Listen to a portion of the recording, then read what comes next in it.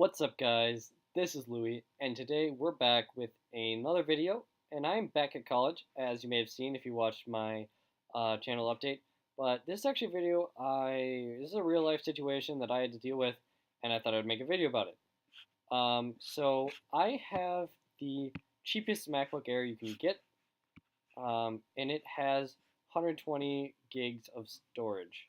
Now, as you can see, that is not really going so well. We're pretty full. We only got 27 gigs free right now. And I needed a 62 gigabyte file for computer science, because that's my major, and it wasn't going to fit. So I'm going to show you the easiest way to upgrade your storage on your your MacBook in particular, so that you can continue using it and have a bunch of space and not have to carry a hard drive around with you.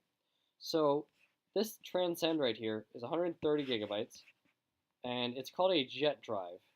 So it's $100, but it's pretty decent. You can even get the 256 gig one if you want, for $200.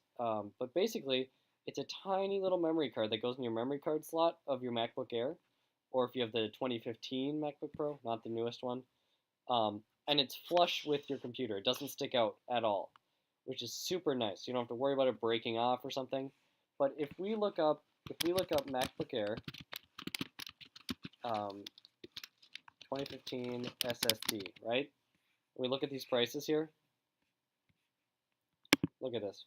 This is for 1 terabyte, 677, 240 gigabyte, 329. And you'd have to take apart your MacBook Air and put it together and add it and put your new hard drive in, or your SSD in yourself, which I'm not sure if everybody wants to do that or knows how, or might worried about breaking something. But in my opinion, the jet drive was the easiest and cheapest way.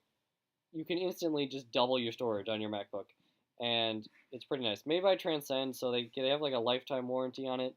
So if you ever have any problems, you can do that. But yeah, it'll always be right there. Maybe that'll annoy you if it's always on your desktop, but I don't know. Super nice. Doubles your space, and you can store all your movies on there if you want, or your pictures if you're big into photography. Just overall really, really useful. Anyway, that's going to do it for this video. Thank you guys for watching, and I'll catch you in the next one. Bye-bye.